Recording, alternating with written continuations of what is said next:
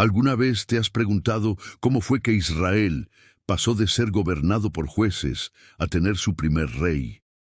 Hoy vamos a explorar la fascinante y trágica historia de Saúl, un hombre que comenzó con la bendición de Dios, pero terminó en la más absoluta desolación. Imaginen un tiempo en el que Israel no tenía un rey humano. Su líder era Dios mismo, y a través de jueces y profetas guiaba a su pueblo. Pero la gente empezó a mirar a su alrededor y a decir: queremos ser como las otras naciones, queremos un rey que nos guíe en la batalla. Esta petición, en el fondo, era un rechazo al gobierno directo de Dios. A pesar de la advertencia del profeta Samuel, Dios accedió a su deseo y eligió al primer monarca de Israel. ¿Y quién fue el elegido? Un joven llamado Saúl, de la tribu de Benjamín. La Biblia lo describe como un hombre imponente, alto y apuesto, que sobresalía entre todos. Dios lo eligió, y Samuel lo ungió en secreto. Pero, ¿cómo reaccionaría el pueblo? La presentación oficial fue en un lugar llamado Mizpa. Cuando llegó el momento de proclamarlo rey, Saúl, abrumado por la responsabilidad, se escondió entre el equipaje. Esta humildad inicial era una buena señal. Aunque algunos dudaron de él, todo cambió tras una increíble victoria militar. Los amonitas habían amenazado la ciudad de Jabes de Galaad, y fue Saúl, lleno del Espíritu de Dios, quien reunió a Israel y los guió a un triunfo aplastante. Después de eso, ya no hubo dudas. El pueblo lo aclamó con entusiasmo y su reinado quedó confirmado. Al principio, todo parecía perfecto. Saúl no solo era un líder militar capaz, sino que también fue dotado espiritualmente, llegando incluso a profetizar. El favor de Dios estaba claramente con él, y bajo su mando, Israel comenzó a consolidarse y a derrotar a sus enemigos, como los poderosos filisteos.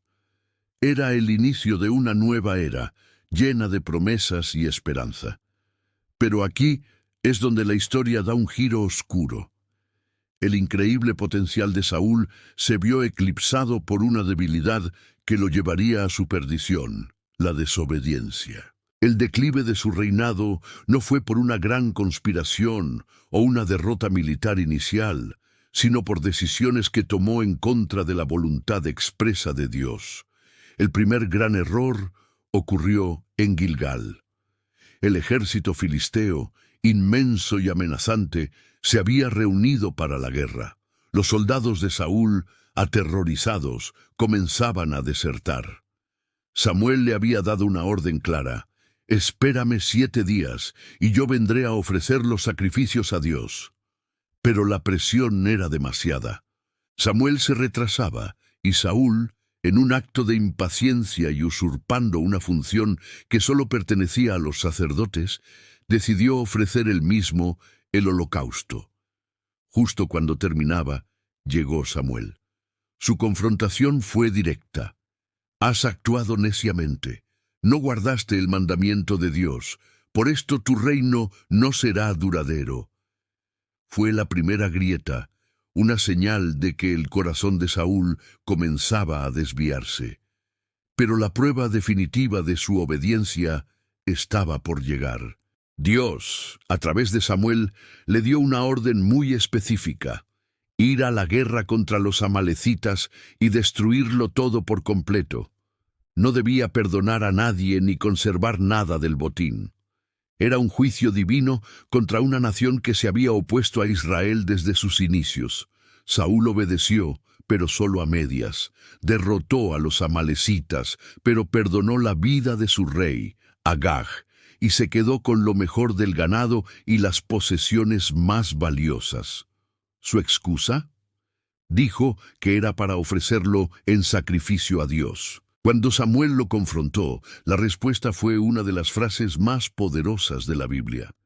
¿Acaso se complace Dios tanto en los holocaustos y sacrificios como en que se obedezca a su palabra? La obediencia es mejor que los sacrificios, y el prestar atención mejor que la grasa de los carneros. En ese momento el juicio fue final e irrevocable. Samuel le declaró: «Por cuanto tú desechaste la palabra de Dios, Él también te ha desechado para que no seas rey». La desobediencia había sellado su destino. El favor divino, que una vez lo había elevado, ahora le era retirado. A partir de aquí, la historia de Saúl se convierte en una espiral descendente de tormento y desesperación. Las consecuencias del rechazo divino no tardaron en manifestarse en la vida de Saúl. Lo más terrible fue que el Espíritu de Dios se apartó de él, y en ese vacío, un espíritu malo enviado por Dios comenzó a atormentarlo. Imaginen al rey, el líder de la nación, sumido en episodios de profunda angustia, paranoia y melancolía. Su corte, desesperada, buscó a alguien que pudiera calmarlo con música, y así es como un joven pastor llamado David, hábil con el arpa, entra en escena. Irónicamente, David era el mismo joven que Samuel ya había ungido en secreto como el futuro rey de Israel. La relación entre Saúl y David se volvió compleja y tóxica. Mientras la popularidad de David crecía gracias a sus victorias, especialmente después de derrotar a Goliat, los celos consumían a Saúl. El hombre que una vez fue humilde, ahora no soportaba que alguien más recibiera alabanzas. En sus ataques de ira, intentó matar a David en múltiples ocasiones, lanzándole su propia lanza. Saúl pasó de ser el protector de Israel a ser un tirano atormentado, cazando al verdadero ungido de Dios por todo el país. Para empeorar las cosas, su guía espiritual, el profeta Samuel, murió. Con la muerte de Samuel, Saúl perdió el último vínculo directo que le quedaba con la guía de Dios, dejándolo aún más solo y desamparado en su creciente oscuridad.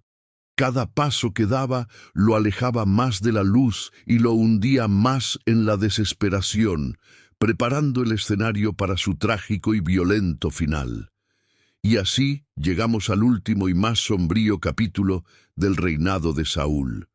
La batalla final en el monte Gilboa.